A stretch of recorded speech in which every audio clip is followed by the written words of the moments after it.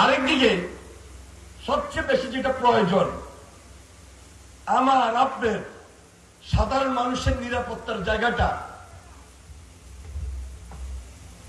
Crime এবং corruption, এটাকে যদি আমরা কন্ট্রোল না করতে পারি তাহলে হাসিনা যে কাজগুলো করেছিল অনেকে তখন বলবে এই কাজ তো বিএনপি করতে পারে না। এই জন্য তারেক রহমান 180 দিনের প্ল্যান নিয়েছে, তারেক রহমান 365 দিনের প্ল্যান করছেন। তারেক রহমান আগামী নির্বাচনে পরে জনগণের সরকার, জনগণের ম্যান্ডেট নিয়ে বিএনপি নেতৃত্বে দেশ পরিচালনা করার প্ল্যান তৈরি করছেন ইনশাল্লাহ। এবং জিয়ার স্বপ্ন যতদিন পর্যন্ত বাস্তবায়ন না হবে ততক্ষণ পর্যন্ত ধীরে ধীরে এই প্ল্যানগুলাকে একটা উন্নত বিশ্বের প্ল্যানে নিয়ে যাওয়ার পরিকল্পনা তিনি তৈরি করে সেই লন্ডনে বসে আমাদের মাঝে ইনশাল্লাহ আসছেন এবং আসবেন। আমরা তার অপেক্ষায় রয়েছি। এখনো কিছু মামলা জটিলতা রয়েছে, তবে খুব একটা সমস্যা আসার ক্ষেত্রে বড় বাধা এখন আর নাই। সেপ্টেম্বর মাস সামনে, আমরা আশা করছি সর্বশেষ অক্টোবর নভেম্বরের মধ্যে খুব কাছের থেকে তারেক রহমানকে আপনারা যেভাবে পেয়েছিলেন সেই 2001-এ, এখনো খুব কাছের থেকে আপনারা পাবেন। এই জন্য আমার এবং আপনার দায়িত্ব হলো যে প্ল্যান, যে পরিকল্পনাগুলো নিয়ে তারেক রহমান আমাদেরকে এখন দিক নির্দেশনা দিচ্ছেন, ধারণা দিচ্ছেন, এগুলো নিয়ে প্রস্তুতি গ্রহণ করা। রাজনীতি করছি সম্মান এবং সেবাটাকে প্রায়োরিটি দিয়ে। যিনি রাজনীতি করেন, যিনি রাজনীতি করবেন, মনে রাখতে হবে তাকে ত্যাগ স্বীকার করতে হচ্ছে এবং ত্যাগ স্বীকার করতে হবে। পকটস্থ করার জন্য কেউ যদি রাজনীতি করতে চান তাহলে বিএনপি থেকে আপনাকে বিদায় দিতে হবে। তারেক রহমান কিন্তু এবার খুব কঠোর, খুব কঠিন এবং এমন এমন প্ল্যান করে তিনি মাঠে নামছেন, আমাদেরকে সেই ধারণা ইতিমধ্যে দিয়েছেন। তার বক্তব্যের মধ্যে আপনারা সেটা আশ্বস্ত হয়েছে এবং আপনারা চান যে একটা স্বাভাবিক জীবন। 5 তারিখের পর তো চাওয়া পর কিছু থাকতে পারে না, কারণ 5 তারিখের আগে এত বেশি ক্ষতির শিকার আপনারা হয়েছেন। আমি আর বক্তব্য বাড়াবো না। আমাদের আজকে কমলনগরের এই সম্মেলন থেকে নতুন নেতৃত্ব আসবে। কমলনগরের এই সম্মেলন আজকে হওয়ার পর আমাদের 11টা ইউনিটের মধ্যে 3টা ইউনিট শেষ হবে। 28 তারিখে আমার লক্ষ্মীপুর পৌরসভায় সম্মেলন রয়েছে। আমি অগ্রিম আপনাদেরকে দাওয়াত দিচ্ছি, বিশেষ করে আশরাফুদ্দিন নিজাম সহ যারা আজকে নেতৃত্বে আসছেন, নেতৃত্বে আসবেন, তাদেরকে আমি আন্তরিকভাবে মোবারকবাদ জানিয়ে আমার দাওয়াতটুকু আমি আগে দিচ্ছি। এরপরে 11টা ইউনিট সম্মেলন শেষ করে তারেক রহমান নির্দেশিত আমরা জেলা বিএনপির সম্মেলন করব এবং সেই জেলা বিএনপির সম্মেলনে আপনারা যারা আজকে এখানে ডেলিগেট রয়েছেন, কাউন্সিলর রয়েছেন, সবাইকে আমি বিশেষভাবে আমন্ত্রণ জানাই। আপনারা সেখানে উপস্থিত থেকে তারেক রহমানের হাতকে শক্তিশালী করবেন, দেশনেত্রী বেগম খালেদা জিয়ার হাতকে শক্তিশালী করবেন। আমাদের এই লক্ষ্মীপুর নির্বাচন যখনই হয়, লক্ষ্মীপুরের মাটি ধানের শীষের ঘাঁটি, লক্ষ্মীপুর জেলার মাটি খালেদা জিয়ার ঘাঁটি, তারেক রহমানের ঘাঁটি।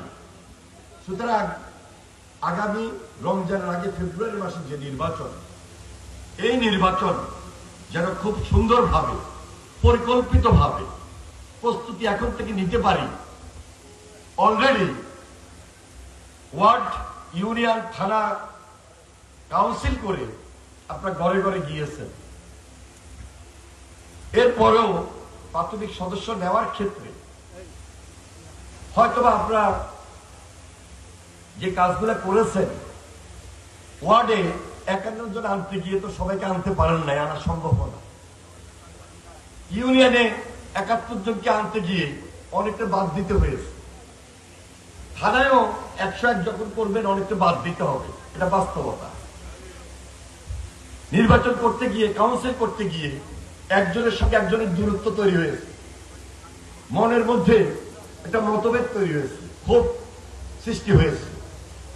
আমি বিশ্বাস করি আজকে সম্মেলনের পর আপনারা সবাই দায়িত্বশীল এই নেতারা খুব আন্তরিকভাবে সবাইকে বুঝিয়ে নিয়ে সেই ওয়ার্ড, ইউনিয়ন, থানা সবাইকে মিলেমিশে এমনভাবে রাখবেন যেন সামনে যে আশরাফুদ্দিন নিজামের দানের শেষের ভোট, সেখানে যেন কোনো কার্পণ্যতা না থাকে, মতভেদ যেন তৈরি না হয়। ইউনিটি হলো সবচেয়ে বড় পাওয়ার, ইউনিটি হলো সবচেয়ে বড় পাওয়ার।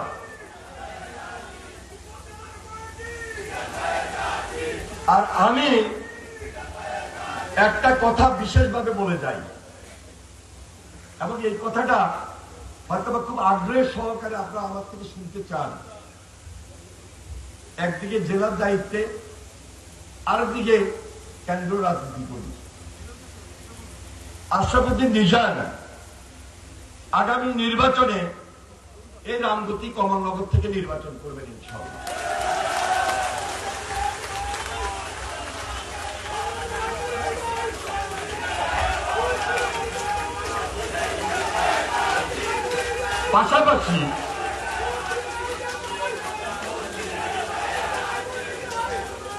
পাশাপাশি আমাদের এখানে জোটের অথবা বিগত আন্দোলন সংগ্রামে আমরা যারা একসঙ্গে ফ্যাসিস্টের বিরুদ্ধে লড়াই করেছি, সংগ্রাম করেছি, যুগপৎ আন্দোলন করেছি, প্রার্থী হিসাবে হয়তোবা 2-1 জন যেতে পারেন, এবং সেই ধরনের সম্পর্ক ওনাদের সঙ্গে আমাদের আছে, এবং ভালো সম্পর্ক শুধু আমার সঙ্গে না, আশরাফুদ্দিন নিজাম সাহেবের সঙ্গে আছে। ইতিমধ্যে আমরা অনুরোধ করেছি, আবারও অনুরোধ করব যে ঢাকাতে একটা সুন্দর পরিবেশে, উপযুক্ত স্থানে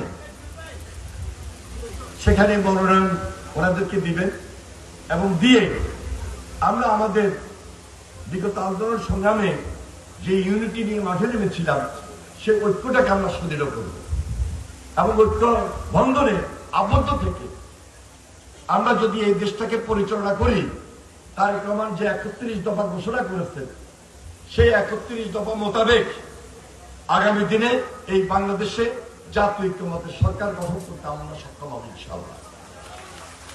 কারণ ফ্যাসিস্টের বিরুদ্ধে লড়াই করতে গিয়ে জাতীয় ঐক্যমতটা হলো প্রায়োরিটি, এটাকে আরো সুদৃঢ় করতে হবে।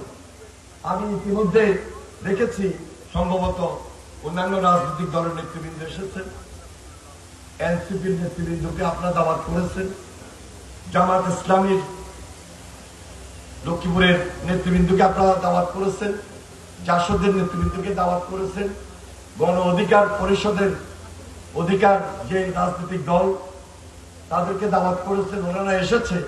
আমি ওনাদের ইসলামী শাসনতন্ত্র আন্দোলন, তবে ইসলামী শাসনতন্ত্র আন্দোলনে একটু বলি, আরো সতর্ক থাকতে হবে, জামাত ইসলামকে আরো সতর্ক হইতে হবে। কারণ দেশটা তো জাতীয় ঐক্যমতের ভিত্তিতেই চালাইতে চাই। কেন চাই? ওই যে টার্গেটটা হলো ফ্যাসিস্ট, এটা কিন্তু বিশেষভাবে নজরে আনতে হবে। আপনাদের সবাইকে সংগ্রামী সালাম এবং অভিনন্দন জানিয়ে আজকের এই দ্বিবার্ষিক সম্মেলন কমলনগর বাংলাদেশ জাতীয়তাবাদী দলের 2025-এর এই সম্মেলনের শুভ উদ্বোধন ঘোষণা করে আমি আমার বক্তব্য শেষ করছি। খোদা হাফেজ। বাংলাদেশ জিন্দাবাদ, জাতীয়তাবাদী দল জিন্দাবাদ, শহীদ জিয়া অমর হোক, দেশনেত্রী বেগম খালেদা জিয়া, বিএনপির ভারপ্রাপ্ত চেয়ারম্যান জনাব তারেক রহমান জিন্দাবাদ, আশরাফুদ্দিন নিজাম জিন্দাবাদ।